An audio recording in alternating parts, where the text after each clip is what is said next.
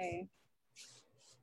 Oh, great. Okay. Well, I think we're going to start here. So, welcome everyone.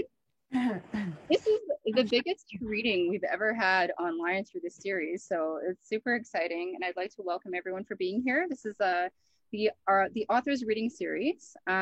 So super exciting evening. We have Matt Rader here. We have Sarah Beauchamp, Karina Custom, Tressa Ford, Bree Harwood, and Meredith McDonald, and I am your host for the night, Lisa Dean.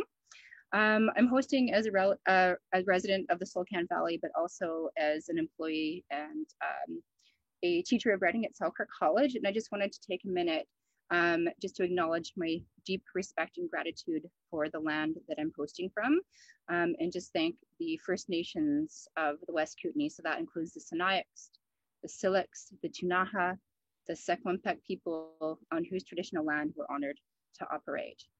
So a little bit of background about this series. It's co-presented by Oxygen Art Center and the Elephant Mountain Literary Festival. It's supported by the Columbia Kootenay Cultural Alliance and also community support.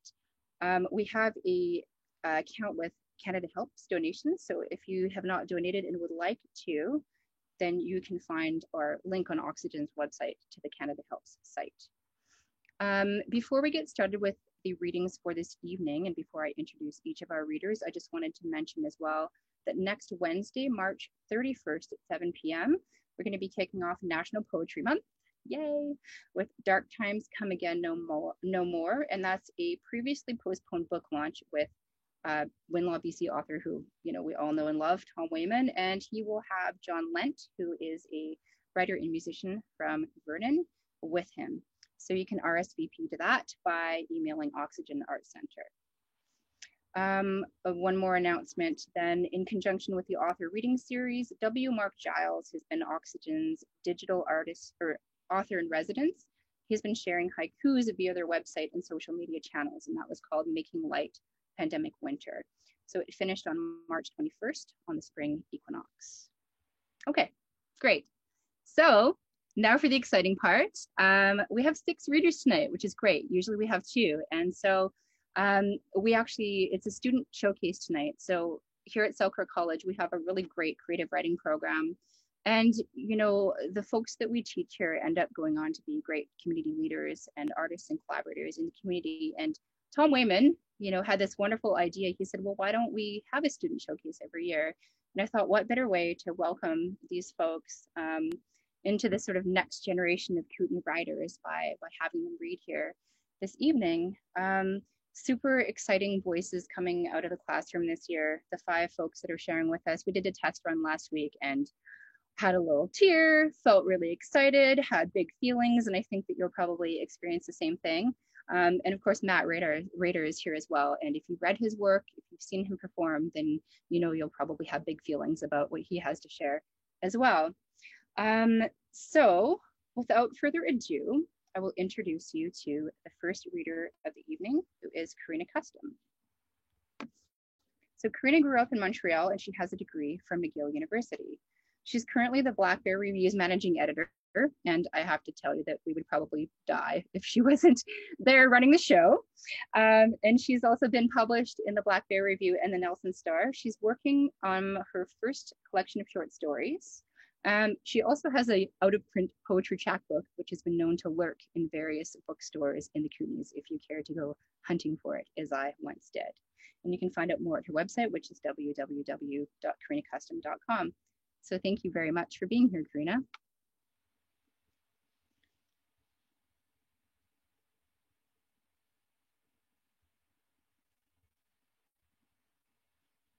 Just wait for you to unmute yourself. And while she's doing that, I just want to let you know as well that after each person reads, feel free to unmute yourself and clap as well.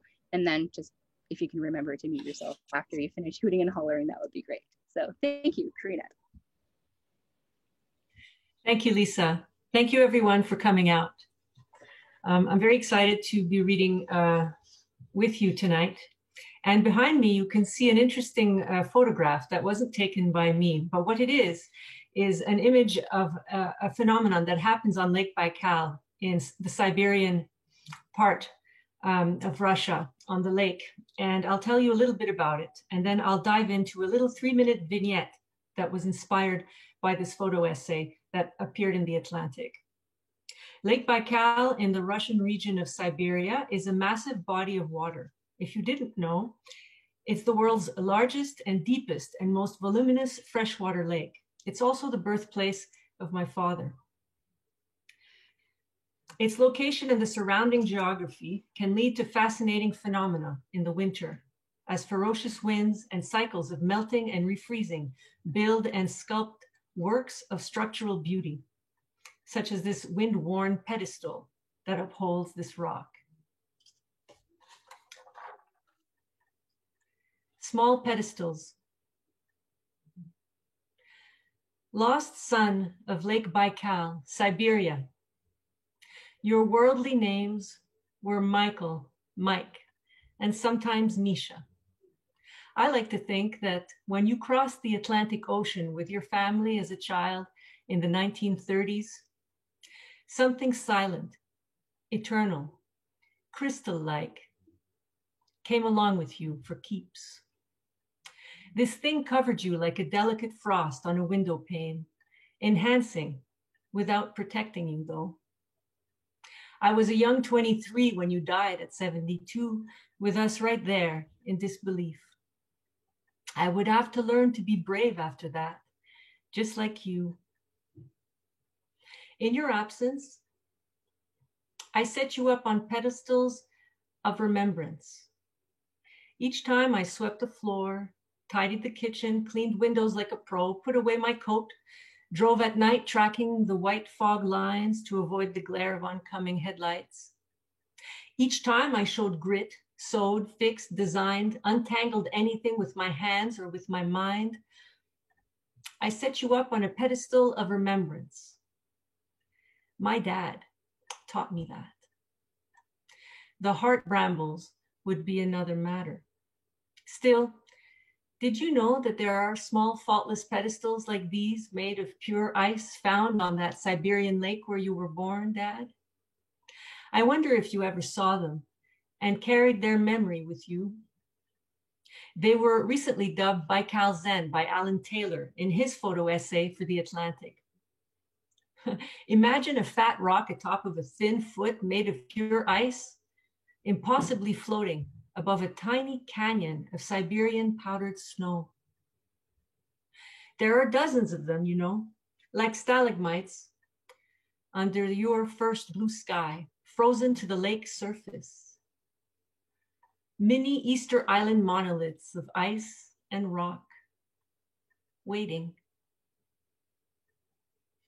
I don't know whether you saw a windswept stone being slowly isolated by the winds, whether that boy you were walked around shards of compressed ice, filled with wonder at shellac pebbles and tree branches by the shoreline. Did you see the spiral-shaped cracks beneath your feet as you walked the frozen lake? Did you try to taste an icicle and learned otherwise? How about Dragon Rock and Ogoy Island? Did you make time to gaze at those little snowflakes filling tiny valleys there? I wonder if that ambitious boy you were ever allowed himself to be so dazzled by the sunlight in a clear slab of ice that you got up early just to view that spectacle, the spectacle of another sunrise through that prismatic window. I'll never really know if you saw any of those small pedestals because you left too soon and I never got the chance to ask you.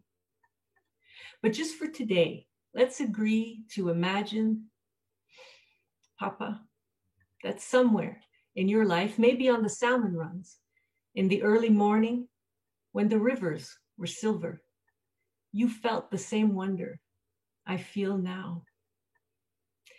It's April 2021 here in the BC mountains. Your grandson, Sasha Michael, is playing, and I can hear the children poking at the shallow ponds. The ice on the heart-shaped lake where we live today is showing signs of thaw.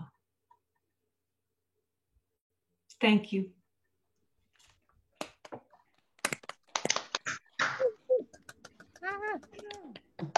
Bravo. Beautiful. Well done. Bravo. That is beautiful. Beautiful.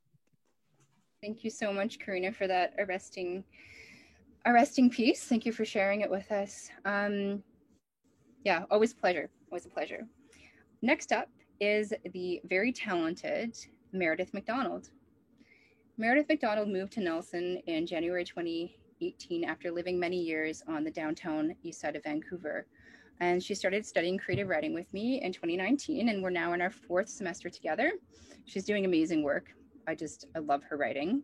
That's not in her bio. That's me making stuff up in her bio.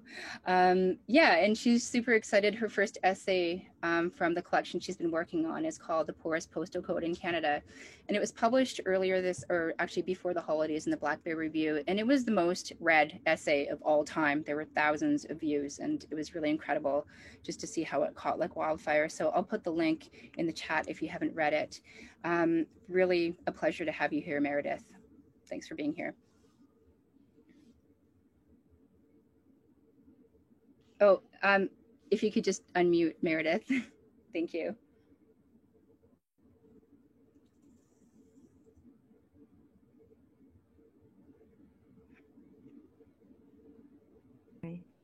Sorry. Okay. I'm just reading like a small part of that essay. So I'm kind of starting in I'm not starting at the beginning. So, okay. When I was 22, I rented a room in the Brandeis Hotel on the 100 block of Hastings. Lloyd also lived in the Brandeis. His door was beside mine on the 4th floor, close to the elevators. Lloyd was a thin, pale-skinned Native man with brown eyes who wore oversized glasses, the type given away for free or sold in a cheap secondhand store or a store owned by a church. His lenses made his eyes look huge. Lloyd's room was spotless. He owned few possessions. In his room was a single bed made neatly and a chair. He had an old desk that doubled as a table and a small closet. Sometimes he owned a television, but usually he did not. If he was too broke, he would sell his TV for $10. He let wayward girls sleep on his bed. Many times I saw 3 girls sprawled across his bed, always clothed, while he sat upright in his chair. He wouldn't complain or ask them to leave. He just waited. Lloyd only raised his voice for one reason: when he was terrified, thinking of bugs or thinking about bugs crawling on his body. If he reached over his shoulder and felt something on his back, he thought it was bugs crawling on him or underneath his clothing. That thought terrified him until he became hysterical. Then he would run up and down the hotel hallway as he ripped his clothes off, screaming, "They're on me, they're on me." When I heard Lloyd shouting, I came out of my room to try to calm him down. If he stopped running for a minute, I turned him around and I rubbed my hands on his back so he could feel my hands and know the bugs were gone. Other times, nothing calmed him down. The first time I saw Lloyd, naked and in a frenzy, running down the hallway, I was walking off the elevator with a friend and I laughed. My friend said, "Don't laugh at him. Are you better than Lloyd?" I stopped laughing. When I was 28, I found myself living in the Brandeis again on the 4th floor, down the hallway from Lloyd. My door was propped open when an old man, Big John, who lived across the hall, asked me to come to his room. John was overweight and gruff with silver hair. He wasn't friendly, but I knew him for years, and he liked Lloyd too, because everybody did. John said, "Lloyd's sick. He's in St. Paul's Hospital, and the social worker is trying to find out if he has any family who can come to the hospital." I was shocked because I saw Lloyd just a couple of days before. Lloyd once told me he had a brother who lived somewhere in Vancouver. I told Big John about Lloyd's brother. Every day after that, I went to John's room to see if the social worker had found Lloyd's brother, to see if Lloyd was getting better. Then, not long after, I stopped at Big John's door and he said, "Lloyd won't be leaving the hospital, not ever." And they haven't found his brother. I felt heartsick for Lloyd. I found 2 of my friends, Kenny and Dan, and the 3 of us took a cab to the hospital to see Lloyd. When we were directed to his room, I realized he was in an intensive care unit. The nurse said, "Lloyd is on life support, so if you've never seen a person on life support, it may be upsetting." Poor Lloyd, all alone and dying in the hospital. Not one other soul came to see him before he died. He laid on his bed with his eyes closed and a tube breathing for him. I touched his hand and told him, I love you, Lloyd. The next day, back at our hotel, Big John called me over to his door. He told me that the hospital found Lloyd's brother. But I knew John was lying to me. Lloyd hadn't seen his brother in 30 years. It was possible his brother wasn't even alive. Big John, who always complained about the traffic to my door, wanted me to believe the hospital found Lloyd's brother because he knew how sad I felt. Throughout the 1990s, women were disappearing from the downtown East Side. People who stayed in contact with their family living in the downtown East Side reported to the police that suddenly they lost all contact. Women who for years rarely strayed outside of a 10-block radius were gone. The street nurses kept lists of the missing women, the women who were regular visitors to the outreach van that was parked every evening at Wish, the women's drop-in center. But the police were quick to point that the women living in the downtown East Side were a transient population. One of the missing women was Sarah DeVries. Sarah was my sweet, beautiful, thoughtful friend. We shared hotel rooms where she left pieces of paper scrawled with her poetry or her private thoughts. Sarah told me her family adopted her when she was a baby. Sarah's parents and siblings were white. Sarah was Black and Native, and she was an exceptionally pretty girl. The last time anyone saw Sarah was April 12th, 1998, when she was 28 years old. She was 28 years old when she went missing. All through the 1990s, the police refused to acknowledge what the volunteers, nurses, and outreach workers all acknowledged. The vulnerable females in the downtown East Side were missing because someone was harming them. The person found his victims while he was driving around the downtown East Side at nighttime, only blocks away from where the entire police force worked. While the street nurses were driving around at night in the same area to give out condoms and harm reduction supplies, they reported watching a man drag a female into his vehicle. They tried to reach the man's car before he drove off, but they were unsuccessful. In 1998, the police received 2 tips, each one naming Willie Pickton as the man responsible for the disappearances of the women. No one bothered to interview Pickton until 2000, 2 years later.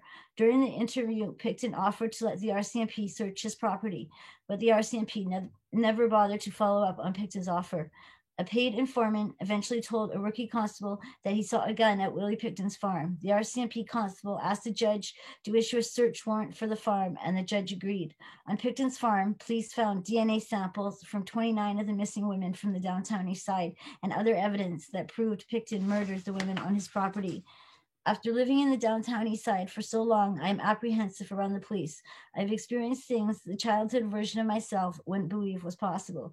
I realize not every policeman or RCMP officer is a bad person, but because of those who were, they're difficult for me to forget. Dave Dixon is a former police constable, a former member of the Vancouver City Police. After retiring, he was hired to work for the Lookout Society. He was well liked in the downtown East Side for over 20 years, and he was known for his advocacy and for helping the downtown East Side women. Not long after Pickton was arrested, I saw Dave walking downtown with a pack of cigarettes in his hand. He carried cigarettes because it was a way for him to engage the women for his work with the Lookout Society. I asked him for a cigarette, and I asked him if he was still a policeman. He said he retired because he was frustrated with the attitudes of his fellow police officers and his superiors. During the period when the women were disappearing, Dave was insistent that one person was responsible for the women's disappearances, but his bosses refused to listen. The men he worked for called the missing women crack hoes and a waste of time. That type of hatred is familiar in my life. But I know a person's value is not decided by their address, and a person's value is not decided by the people who choose to hate them. The people who live in the downtown East Side are valuable because they're human beings. I love the downtown East Side, the hidden laneway behind Gastown, the hotel rooftops once hopped across before the buildings started to be torn down. I love the alleyways through Chinatown, the unlit hidden places only the residents know about, the places that are not for the faint of heart. Like all of the people who live in the downtown East Side, I learned how to survive, first depending on my own crafty resources, then depending on the people I met who cared for me and helped me in thousands of ways. My heart belongs to the area called the poorest postal code in Canada. Because I have often seen and felt hatred in my life, I choose to be kind. But when I'm not kind, I stop to ask myself, do you think you're better than they are? Then I remember my old friend Lloyd.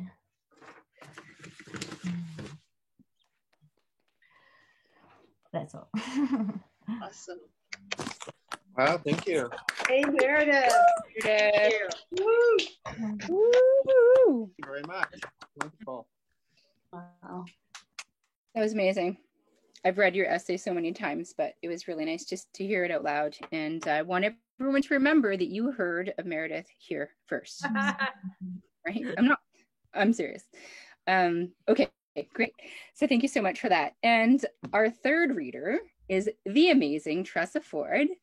Tressa Ford is a queer writer and an eternal student, and I'm very happy for that because that's how you ended up in my class, by being an eternal student.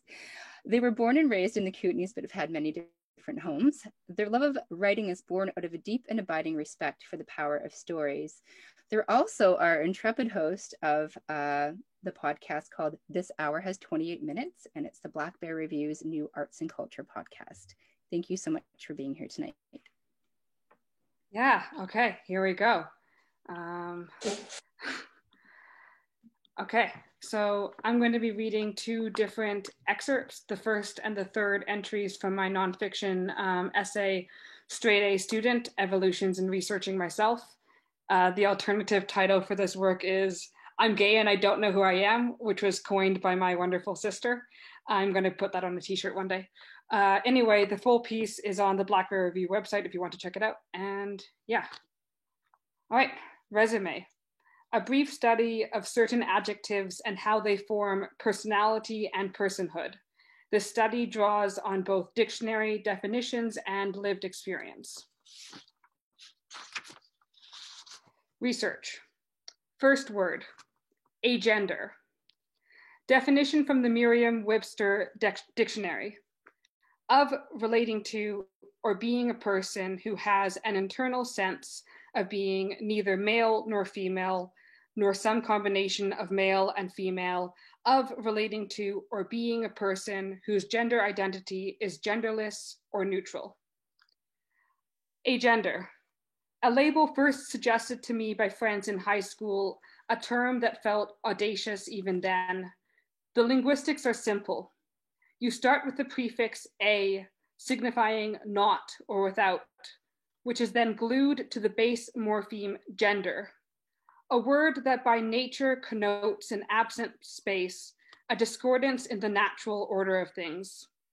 In practice, it signifies a state of incomprehension, of looking inwards, searching for an internal label that pronounces definitively male or female, and never finding one. My curious mind cannot let this matter rest. I pass people in the street and wonder how rude it would be to sit them down with a recorder and notepad and ask, "Excuse me, sir, ma'am, where exactly in your inner constitution does it even say woman, man?" I cannot tell if gender is friend or foe, and the antagonism of agender exhausts me. There's no place to stand when living in the state of A, no place to be that's not in conflict with gender. And my quarrel was always with other people's perceptions of gender anyway, not gender itself. I ease away from this term, turn instead to the appealingly modern non-binary. If the first is a battleground, then the latter represents a neutral territory, a safe house located off the map. Non-binary doesn't exclude that mystifying concept of gender, only stipulates one that isn't confined to a binary existence. Today, I look inside and find no battleground, only uncharted lands and an internal label proudly proclaiming, "Here there be dragons." Third word, asexual. From the Merriam-Webster dictionary, definition A, involved with, or relating to sex, devoid of sexuality. Definition B, not having sexual feelings towards others, not experiencing sexual desire or attraction. This final piece clicks into place to form a solid triad of dissonance, setting me adrift from the human experiences of gender, romance, and sex. In a sci-fi story, I'm better suited to play a dispassionate vessel of AI than the relatable human protagonist. Still, I've got flesh and pulsing blood beneath my skin, so back to the drawing board for those looking to pin down that universal human experience. For many, asexual is a term exclusive to a textbook or a lab, but the clinical simplicity of this term doesn't bother me. With it, I flip the narrative, transforming myself from subject to scientist, replacing the minority under the microscope with the majority. Through observation and subject interviews, I find that there is an observable force, like gravity, that exerts itself upon the majority of the populace, a force from which an estimated 1% of the population is exempt.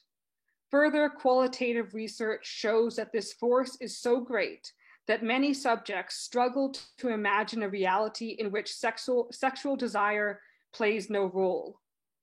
What a luxury that must be, to be so comfortable in your own normality.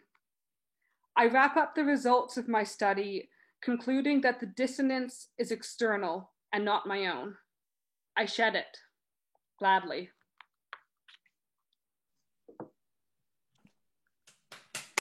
Yeah. Woo-hoo. Hey, Right. Trissa. Great. And Tressa, that was awesome. I love that essay, and for those of you who want to read that one and the one that came before by Meredith, they're both published in this year's print edition of the Black Bear Review. So it's the Black Bear Review is an online magazine, but every year in the spring we have this beautiful print edition, and it's totally designed by Selkirk College students in digital arts, and it'll be out in newsstands sometime in mid-April. So please go look for it, and then you can read the whole pieces that were just read. Awesome. So our next reader is the incredible, powerful, wonderful writer, Sarah Beauchamp. So Sarah lives and creates on the unceded and traditional territory of the Sinixt, also known as Nelson, British Columbia. Sarah is both Indigenous and settler and writes about her experience with identity and complicated family dynamics. She and her musical husband prefer to live as though both time and space are merely a suggestion, allowing themselves the freedom to create magic through various forms of art. Thank you so much for being here, Sarah. Thank you, Lisa. And thank you to everybody who's attending this evening. It's wonderful to see people supporting the arts like this. So thank you. I wrote this piece for my father, but in many ways, I think I wrote it for myself. I keep Polaroids of my dad on my desk as I write. It's the only thing I have left of him. I can't see his eyes in either one of the photos, but I'm staring back at the camera. I'm currently working on the first draft of my manuscript that is all about complicated family dynamics, personal identity, and what it means to be Indigenous when you are never able to experience any of your culture. This short piece is called On the Topic of Grief. Grief is interesting. It doesn't have an expiration date. Grief does not curdle in your mouth like sour milk held on the tongue for too long. But that doesn't make it any easier to swallow. You have always been a phantom to me. I cut you off limb by limb, but still I felt your hands against my skin, pulling at my body. Your absence cut deep, yet you dragged uncut nails against exposed marrow, always fighting to hold on. There are many versions of you, overlapping through time and space. For now, you are trapped behind compounding pressure. Liquid sand covered in silver. I look into the mirror, hoping to catch a glimpse of myself, but all I see is you. Sharp tears slowly trickle down from our concrete blue eyes, leaving scars along ancestral cheekbones. Sacred smoke burns. I breathe it in only to choke on its medicine. You always loved the sound of crackling cedar on open flames. I cautiously scatter evergreen on desert sage as embers flicker. This bowl of ash reminds me of you. In Indigenous cultures, there are medicine people, there are shamans, and there are warriors. We are none of those things, not at first glance. We are tricksters. We are backward spirits, living life through a series of contradictions. I loved you, but my hate for you, my hate for us consumed me. It ate away at fatty flesh until I became worthy enough to love. You died the year that I turned 30. Closure came in the form of an obituary that I found published on the internet. My mother warned me not to read it. Beloved son, best friend and soulmate to his wife, father to Travis. My father had 3 children, 2 daughters and 1 son. I no longer hate you, but forgiveness came too late. Grief is complicated like that. Still, I devour parts of you. I devour parts of us. The medicine becomes easier to swallow. Thank you. Wow. Wow. Awesome. That was great. That was really Fantastic. good. Yeah, Very touching.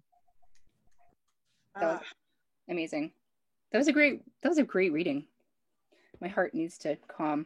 Okay, I'm hosting. Got to hold it together here. Thank you so much, Sarah, for sharing that. What a powerful piece. And our final reader, not our final reader, our final student reader, and then we of course have Matt with us, is the incomparable, very well dressed, very well read, as you can see from her book collection in the background, Bree Harwood. Bree's an artist, occasional musician, and professional nerd. We can all identify with that. On any given day, she can be found watching cat videos, also something we probably all do, overanalyzing fictional characters, planning elaborate D&D shenanigans, while studying social work on the side. She not at all expertly fits assignments between bouts of creativity and cups of tea. As of late, she's been involved with the Black Bear Reviews Fiction Committee, and she's also the podcast producer. And she can generally be spotted, this is her words, forcing her way into the Kootenai writing community in a not at all desperate way. You do not need to force. Eventually, her goal is to find a way to pair therapy with writing and other forms of artistic expression. Bree, thank you so much for being here. Thank you, Lisa. And yeah, thank you for having me and letting me read. That's pretty cool. Yeah, so I've got 2 poems I wanted to share from a collection I've been working on. It's kind of a personal exploration of dealing with the ramifications of trauma. So the first poem, Live Like a Poet, was actually inspired by Lisa. In class one day, she was like, try to live like a poet for a week. And I found myself unable to conform to the fluid lifestyle I thought poets were supposed to have. Live like a poet. You said that was the intention of the week, which is great if I were a little less inflexible, a little more trickling stream, like the kind they force you to listen to in the dentist's waiting room. But I'm not. And that's the problem. Because when everything in my world is more like the blocks of cement choking out the sky in the Jewish memorial, I become a Berlin tourist, navigating around the stones, careful not to disturb the paths and accidentally collapse history. Control is easy to find when you're the ship navigating through the tight spaces of the canyons in my favorite childhood movie about pirates. There's no better symbol for freedom than a drunken sailor. I'm a little less ebb, less spontaneous than I would like to be, than a poet would be. I confine myself to the short distance between letters instead of the wide gaps between lines. Although I would much rather find myself within the chaos of an unclean kitchen, the songs of British men during a football match, and the spilt beer in the pubs afterwards. But I am a little too conformist, a little too funeral, and not enough prog at night, when the stars begin peeking out against a dimming sky, and the air in your lungs tastes like adventure. The second poem was written as a response to some of the COVID articles I saw circulating last summer. I found myself really frustrated that suddenly grief was allowed to be acknowledged, as if we were suddenly allowed to express feelings of trauma when for so many of us, we didn't need a pandemic to get there. Headline: The life you thought you would have was already taken from you. Read: How to get used to a new normal. The news informs me that it's okay to grieve the life I thought I would have, that dead dreams are worth crying over. It's funny because my life was ended before, not through pandemic, but an encroaching invasion, a creeping and consuming degradation. Violations spoken only through stilted whispers across too long a table are an impermissible thing to mourn. Read: We should be allowed to feel sad right now. Lay myself on a pyre and light myself on fire in a warrior's memorial to the child I once was. It's funny because the funeral's over, and I'm still standing here over the altar of ritual viewing. My post-mortem photographs are a front-page spread of glassy-eyed smiles and plague-infested imitations of a life. Read: The life you had before is gone. As if it's somehow profound, as if it took a pandemic to shatter my expectations of what normal is. When all it takes is a word whispered, a touch in the wrong place, to teach me that normal is a lie, and it takes next to nothing to kill a dream. Thank you for listening. Oh, that was great.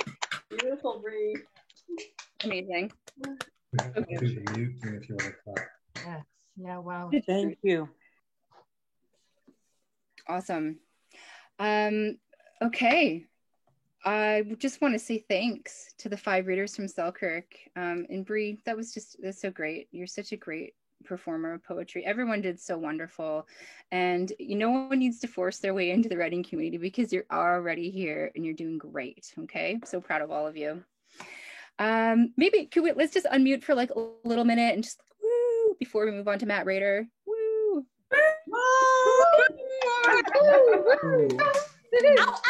Fantastic. Woo, right on, right on. Woo, good. I give you all an A+ in wooing.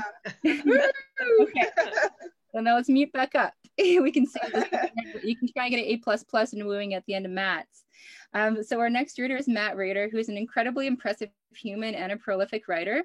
He's an associate professor of creative writing and the creative writing program coordinator at UBC Okanagan, which hopefully some of our students are headed there into your good hands. He's the author of numerous poetry collections and chapbooks, including Desecrations and the book-length lyric essay Visual Inspection, which addresses illness, access, and poetry, among other things. He's also the author of the short story collection What I Want to Tell Goes Like This, which was shortlisted for the 2016 ReLit Award. His list of awards and distinctions is actually incredibly long, very long. It covers accolades in all genres, fiction and poetry and nonfiction. He's won 2 teaching awards. I put this stuff in for you, Matt. I feel like we should acknowledge this long list of things. And his poetry collection titled Ghost Hawk is forthcoming this fall from Nightwood. So thank you so much for being here tonight, Matt. Hello, thank you. Before I start reading poems and find out what living like a poet might actually be, I want to say thank you to Julia and Clay and Tom for inviting me, and Natasha for her work organizing and running the Zoom tonight, and the Oxygen Art Center just in general for being an amazing place for artists in the Kootenays and beyond. Really, thank you, Lisa, for hosting tonight, and also for arranging for your students to be part of this, because I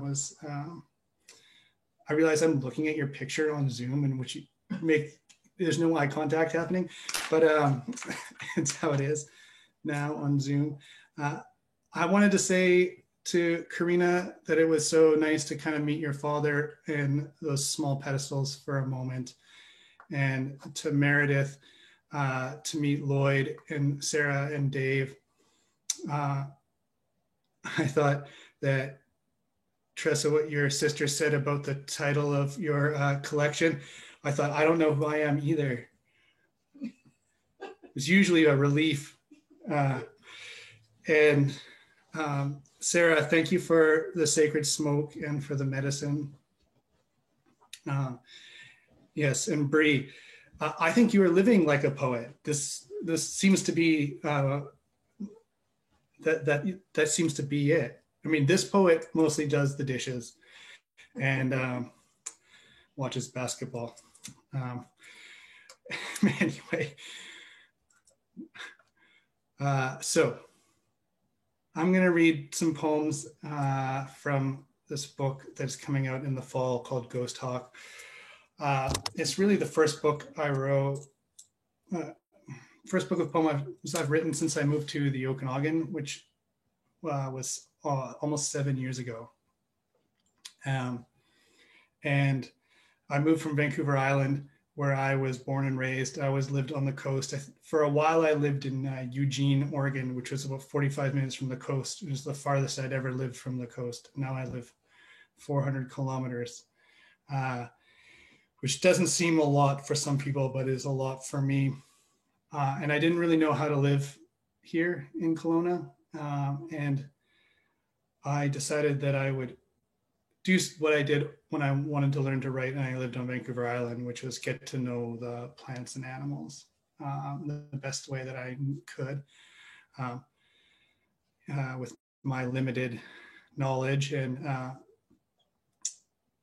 so this book is a lot about that. It's also about this other thing that was happening for me that I related to some of what you were saying, Bree, because I've been sick. I've had chronic illnesses since I was born. And Harold is reminding me about the fjord. The lake is a fjord. I know, Harold, it's okay. We'll talk about it later. I get so distracted by the chat. Okay. So I've been ill all my whole life, and this has affected me in lots of different ways, but one of the ways is that I couldn't type very well. And so these poems have really short lines. And what else do I want to say about that?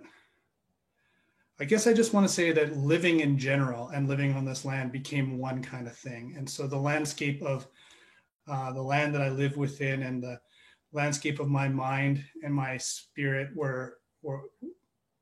felt like the same place. Like if I stood in one spot and I looked at the aster and I looked at the star in the sky, I haven't, as Harold might say, gone anywhere. But I've also seen into a bunch of different worlds at the same time. So believe it or not, I'm generally a kind of shy, introverted person, and I'm going to read, so my preference is to read the poems and not say a lot in between them, but I may have to just for the sake of making things make sense, and also to give you a moment. And I don't want to sound pedantic about poems, but just so you know, you don't have to understand what I'm saying. These poems are, it's not necessary. You just kind of are with me, hopefully. I'm going to read you the very first poem in the book first, and I'm going to read you the very last poem in the book at the end, and a bunch of things in between. So the book begins with Gopher Snakes. And long after my first marriage, in grassland beside a turbid creek, the creek coiled around canyon cliffs, two gopher snakes fucking in a shallow pit, dusty, roiled, oblivious, the color of winter runoff, and us dead stopped witness. Lichen. What is this we see coming into being? The emulsive sky, rain, and at the same time, quick brightening sun on the horse path beyond the school parking lot. Ideograms for water moiling light on the blacktop. You love especially composite organisms, life forms with properties very different from the properties of their component parts. I love the gold leaf burnished in pine bark, the hillsides lichened by brassy grasslands, a dark patina of trees. Everything is process. Do you see the latent shape developing silver blue on the cloud face? This is the shade of all my inchoate dreams that when I think on, change, mutate, dissolve into imagery. You're getting the first three poems in the book. This is Mariposa 1. This implies that there's a Mariposa 2 somewhere else. But, I'm still not used to the part where you talk to the silence of Zoom. Even though I've been teaching online for a whole year, I may never get used to it. Mariposa. Did I say lonely? I meant lovely. I meant the Mariposa lily reminds me in color and shape of something I might kiss deeply. I say desire is a form of fear. You say the body is the soul's way of summoning another soul, whatever that means. I think the foothill of this mountain with its community of lilies and sagebrush is inside me, and I'm in the long afterlife of history. I think thinking about my feelings rarely helps me feel differently. In the cancer ward where you slept, the curtains were the pale lilac of the lily.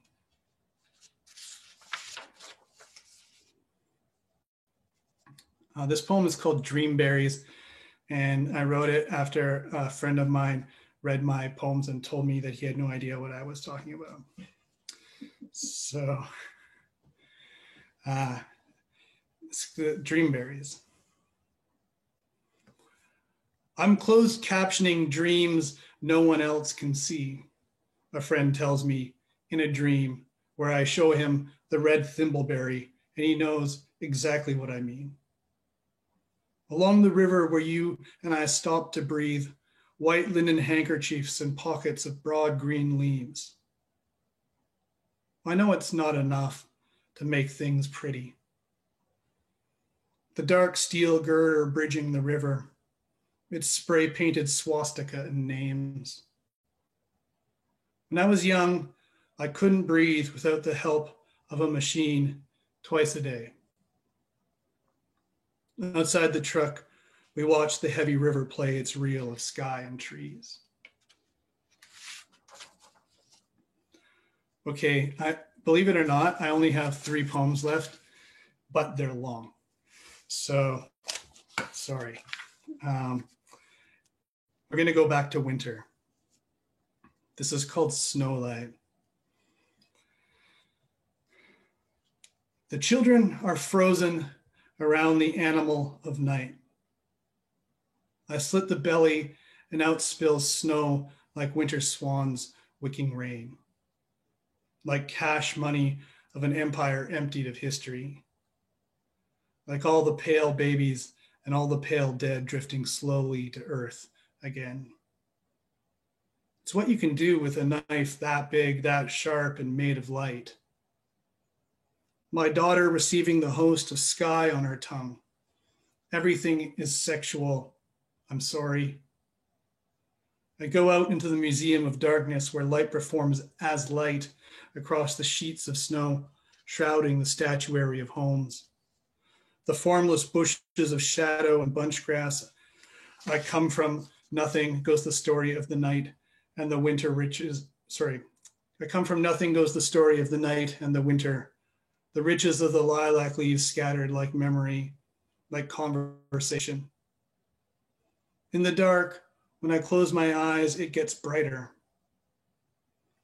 I know if the crystals on the blacktop, the rippling waves of glass we call windows, the full spectrum of light spilling from a television set in a stranger's eyes. If all you hear is, I'm sorry, and rippling waves, and formless shadows, the air is self-healing. That's what you can do with a hand that big, that tender, that can reach the sky. The alms of stars, the purse of moonlight, all the pale fractals drifting crazily. I'm unfinished, bewildered by how far I can travel away from myself, inside myself. The three-legged dog, its stream of steaming light in the corner of the museum beneath a street lamp in pixels of snow.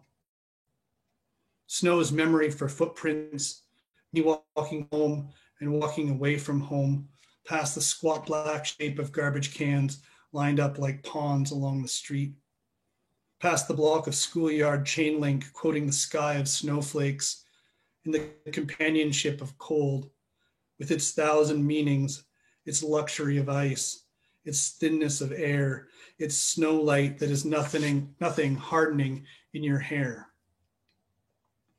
I know if winter swans in a field of grubs, if daylight's children spilling onto the bleach green of snow, the eyes that are rocks that outlast the body, the jet plane's undulating cape of sound passing through me as nothing but undulating sound. The chess pieces of my daughter's teeth, her open mouth collecting the offerings of snow, its poverty, its abundance. It's what you can do with an animal that hungry, that holy and composed of stars. I turn out the lights. Through window shadows, I watch snow move like thought across the mutable glass. Signal noise dissolving the edge of things. Car hood, road verge. The halo of the basketball hoop hovering above the driveway, its locution of capital and games. If each disruption of the pattern is a new pattern, the swans battering the air, the face of chaos in the helix of snow. If I'm an animal picking ice from your hair, I'm making myself a blade out of everything I see. I'm closing my eyes. I'm seeing the light.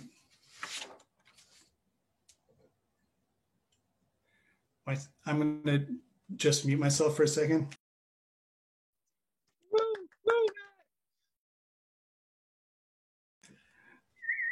Some students anonymously kept commenting on the sound of me drinking on Zoom all year, so that was great.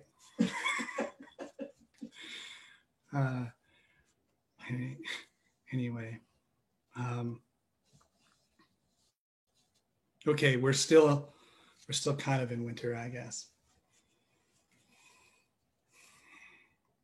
So the way the book has all these short poems, and then the first section has short poems like I was reading you, and then that Snowlight poem, and then it kind of has these I don't know, the whole poem, the whole book disintegrates and you get little lines on pages, and then you have this weird poem in the middle, long poem in the middle, which is what I'm about to read you.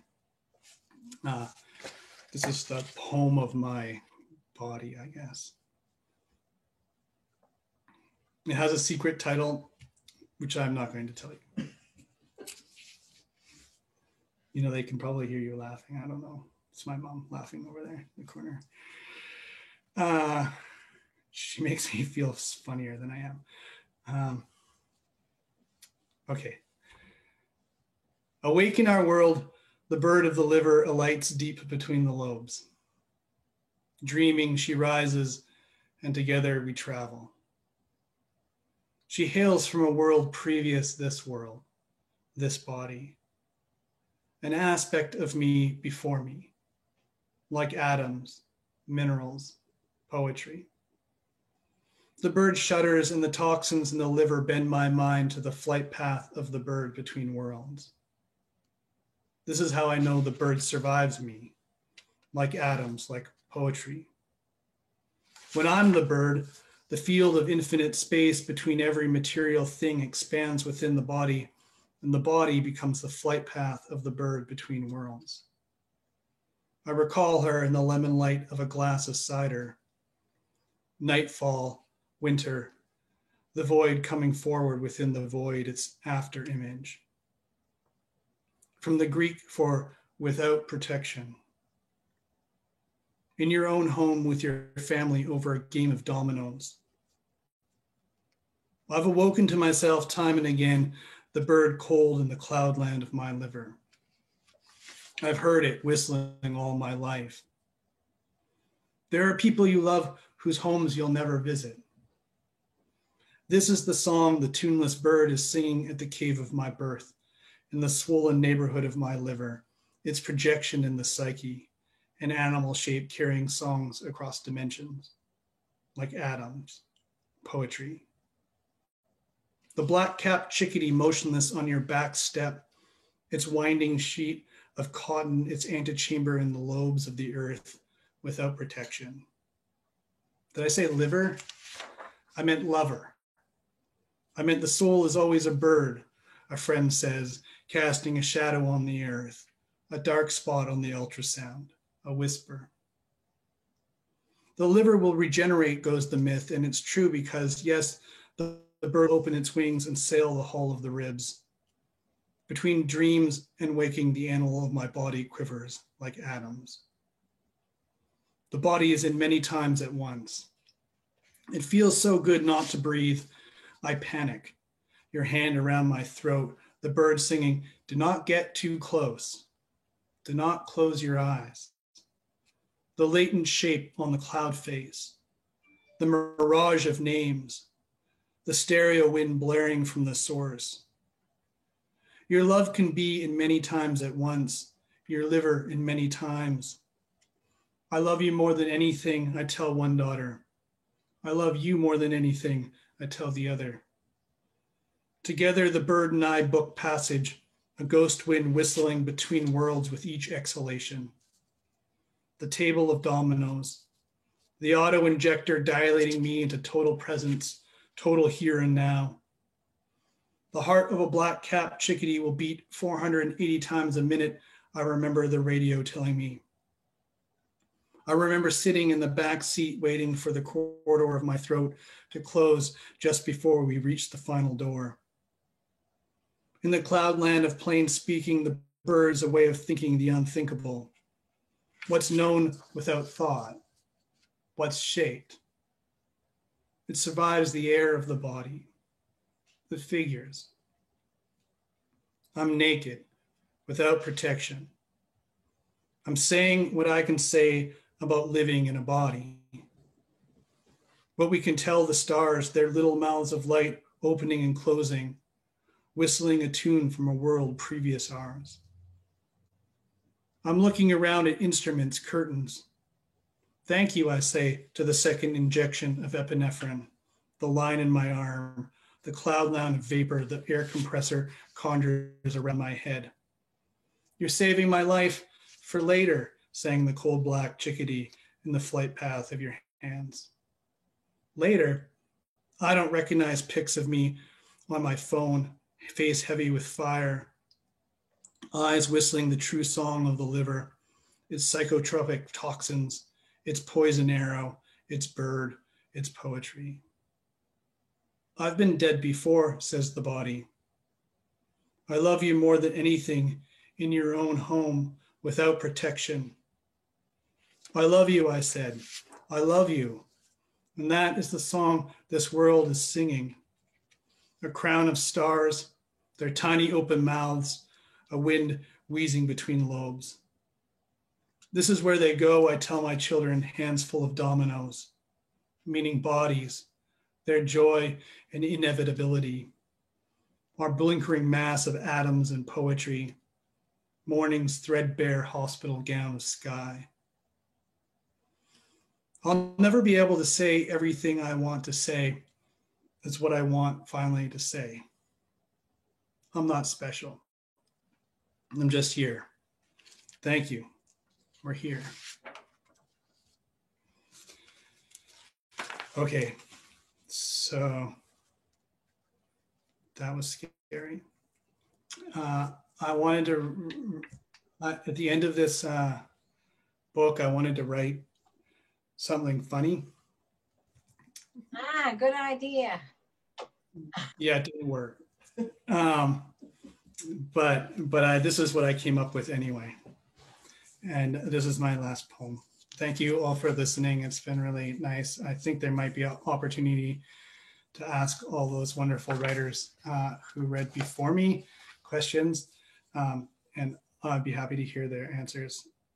I suppose you can ask me things too, but we should give props to the, I don't know, the people that I had the unenviable task of following. This is called Joyland. I want to tell you something funny, something true. Along my street, honey locust trees burn their autumn stores of sunlight.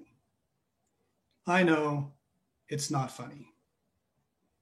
I'm thinking of joy this evening, walking across the glowing embers of leaves, how difficult it can be to confront unabashed sincerity. When, as if pranked into being, the antic black humor of a bat bursts like laughter right in front of me. It's not funny, I hear the honey locusts say, but I can't stop. I'm afraid I might crack into flame. What's funny is how perfectly a honey locust stores energy from outer space, then drops it like burning shadows at our feet. Or how a bat can origami evening air into its own image and send it hurtling through darkness, possessed, winged, composed of ever-changing shapes. What's true, the torch path of autumn trees, the ricochet of bats and laughter, my joy, its wild excess. All my life, it's been easier to talk suffering than the weightless plenitude of grace. I give you now the face of the sun in a diaspora of leaves, the shadows of houses gathering like people around a fire, the bat of laughter under the lamplight of trees, flipping pages of reality. Outside the crummy motel in Ocean Beach, the sun claws across the shit white rocks, sandy tarmac, the knit fringe of surf you skirt barefoot, your wild blue kite tugging at you, making letter shapes in the sky, an athletic, enigmatic skywriting, whose spirited, heady sense you sense clearly in the taut kite string, a quivering line of gravity through your body to the center of all things. Thank you so much.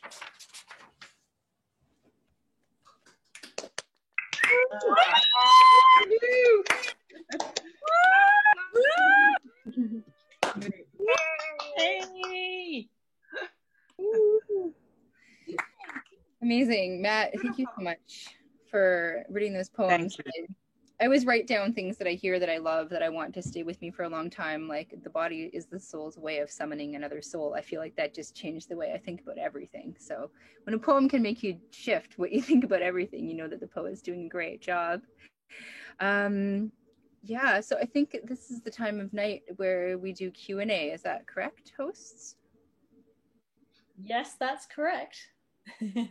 So the way we're going to do the Q&A is we ask people to go to the chat and just type the name of the person that you would like to ask the question of, and then we will allow you to actually ask the question in person, and we'll spotlight you with the person you want to ask the question to. So you can start typing the name of the person you'd like to ask a question to into the chat, and we'll do them in the order that they arrive.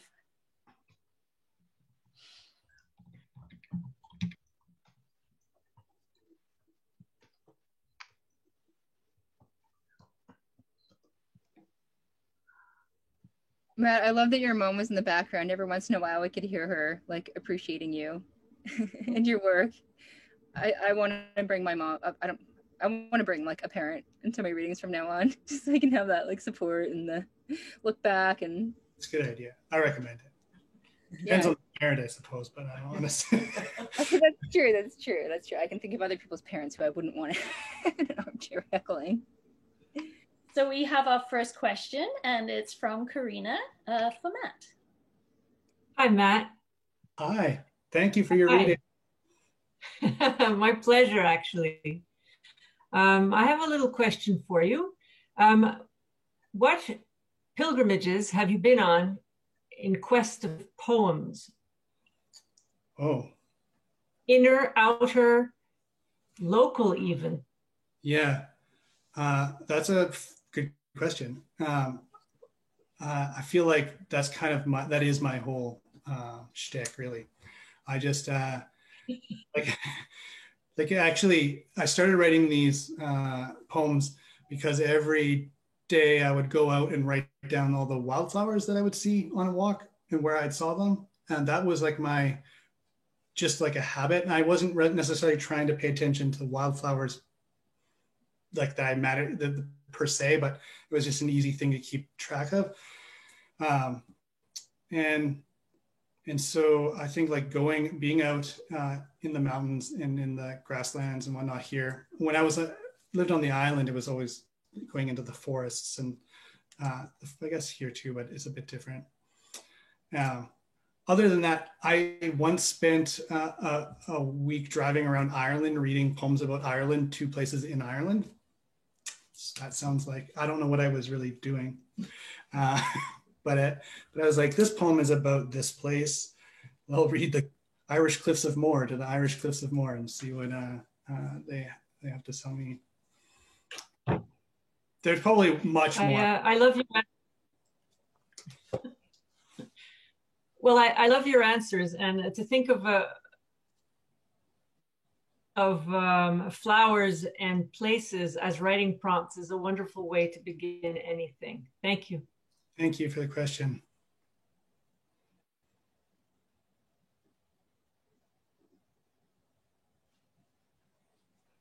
The next question is from a number 222978. And they've actually typed their question into the chat box. So I'll just go ahead and read that one because they haven't got their video turned on currently. So I'll just go ahead and read that one. So it says, Matt, how has your illness created an environment for you and your poetry? That's a great question, I guess. I think living in I've often, basically I've experienced having difficulty breathing every day of my life. And so I've also, part of my complex of illnesses is that I'm I'm hypersensitive to all kinds of things, foods and environmental things and whatnot. And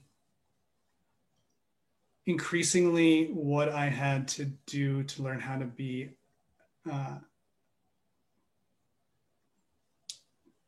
I learned how to live with that kind of sensitivity has been the same thing as I've had to learn how to do to write poems, which maybe sounds like a vague answer, but it has something to do with a kind of like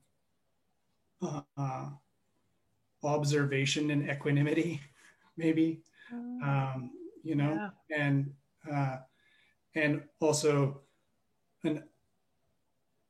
well, 2 things. One, getting used to unpredictability so that any kind of like catastrophe might happen at any time. So you can't be too set on your plan, which is very helpful if you're a poet, to be free to move about. And the other thing is getting comfortable with restriction and finding a way to be expansive within the limited number of things that you can do.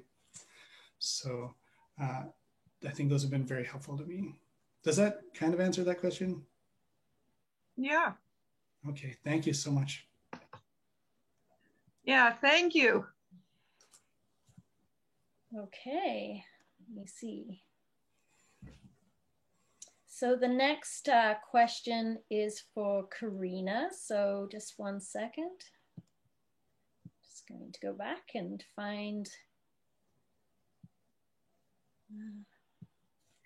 And just one second. I'm just going to find Harold. Just give me a moment. There's lots of people here, so I just have to scroll through and find Harold who would like to ask you a question. Just one moment, bear with me.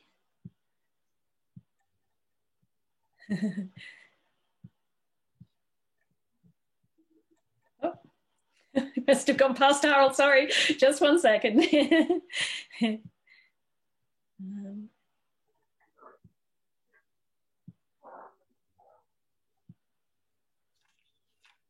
Thank you, that's great. Okay. Hi, Karina.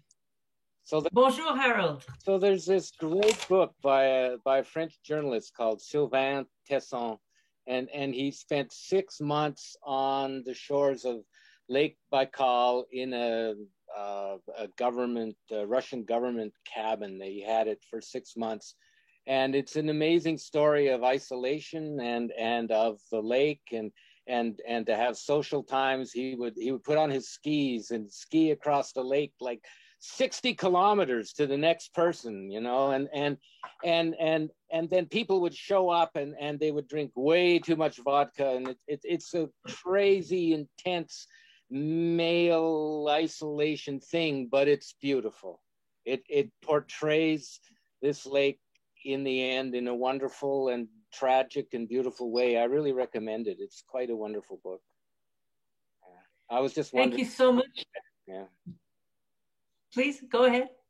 I had just wondered if you had come across that book, and there's also another book about Lake Baikal that was a memoir of a Polish military officer captured by the Russians early in the Second World War, was imprisoned in Siberia north of Lake Baikal, and with I think 4 or 6 other people escaped south along Lake Baikal through the Gobi Desert across Nepal to India and rejoined the war. It's an amazing story, and his stories of Lake Baikal I think you might find interesting too, but I can't remember the name of that one, but I bet you Google would help you. Anyway, well, I want to thank you, Harold. Yeah. It's nice to know that there's a lineage that Lake Baikal generated a number of stories. So I'm excited to go and discover these. Thank you for pointing me in that direction. And thank you for your wonderful rock.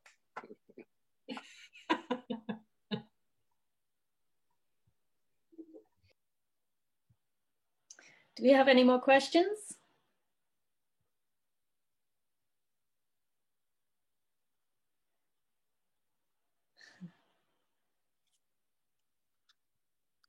Okay, this next question is for Matt. So, just one second.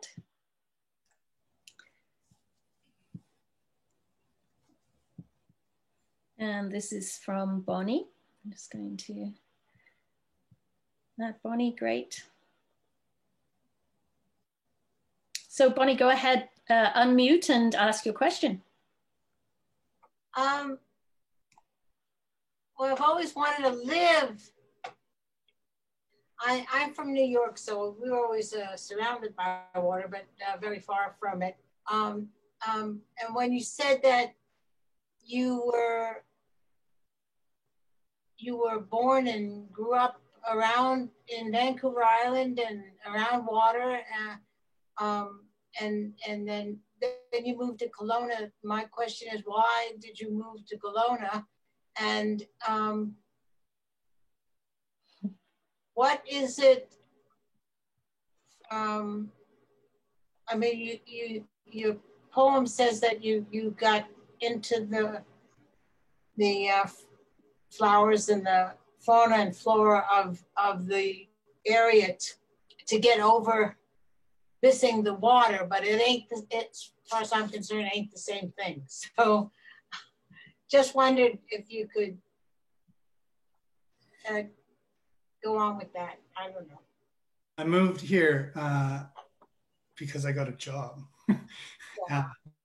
And believe it or not, that was the first full-time job I've ever had at 36 years of age, and with my family in tow.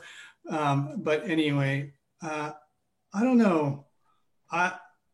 It's not that I wanted to get over the coast exactly. It was more like I needed to learn what it was like to live here in this place. And each place has its own,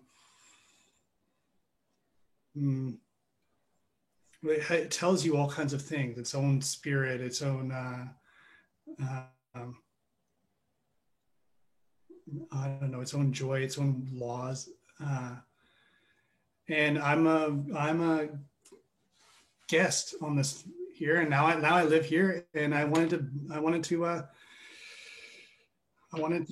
know it better.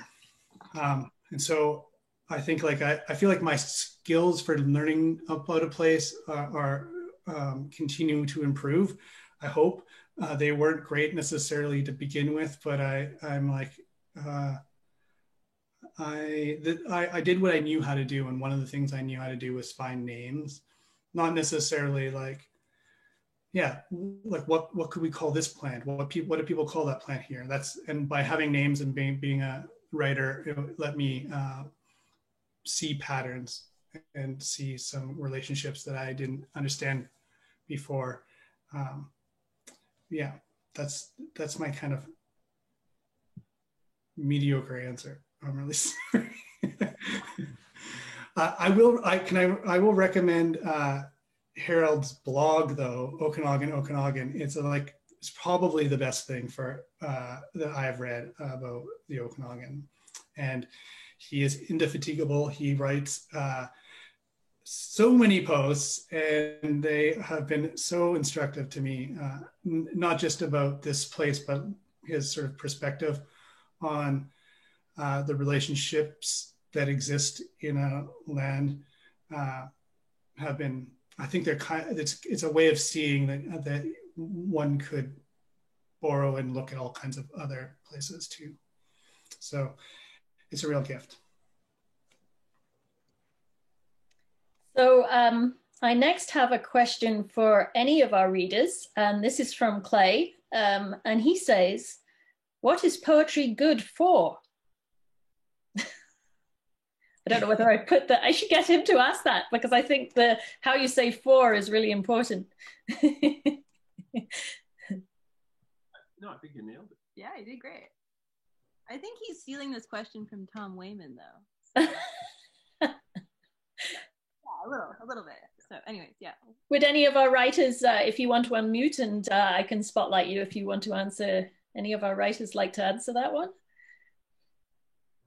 Meredith? Okay, great. Just 1 second. Hang on. I'm just going to spotlight you just a moment, Meredith. Okay, Meredith is going to answer that one for us. Okay. You need to unmute, Meredith. Thanks.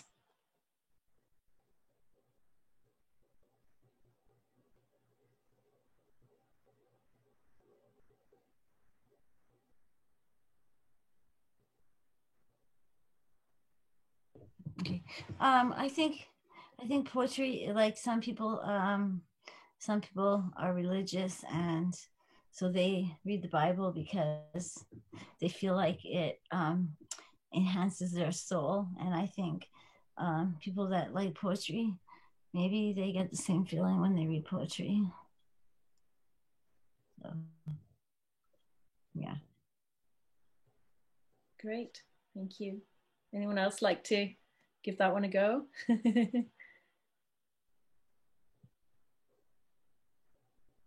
Oh, hang on, we've got another message. I mean, I'll give it a shot. Okay. I mean, in my own personal opinion, I'm pretty new to poetry. I usually write a lot of fantasy fiction. It is a way for me to express things that I can't talk about, or things that I don't have any other way of expressing. Feelings, a way to connect with people in a way that feels less vulnerable than just going up to someone and saying, "Hey, I'm having a bad day," which is a pretty fancy way of telling the people around me that I'm having a crappy day. But I don't know, to me, it's all about human connection. It's about a place where I can stand up and be somewhat vulnerable without necessarily feeling like I need to be vulnerable. There's a interpretation thing of poetry that, you know, what I'm talking about might not be how somebody interprets it or what somebody else gets out of it. And I think in that case, where it's connecting over the base emotions that we're talking about, that kind of human to human connection, versus a more like, again, coming up to someone and saying, hey, this is what happened to me, I'm having a bad day. It's a separation. I don't know if that really answers your question, but on a personal note, that's why I think poetry is important, or what it's good for. Thank you. All right, well, I think that is all the questions we have for this evening. I'm going to pass it back to Lisa to close out the evening.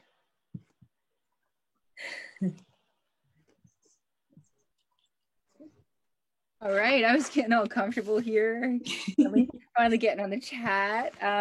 Okay, great. So closing up, just want to thank everyone sincerely for being here. I mean, what a special evening. I love this reading series. Of course, I'm biased because I helped plan it, but even if I didn't, I would still love being here.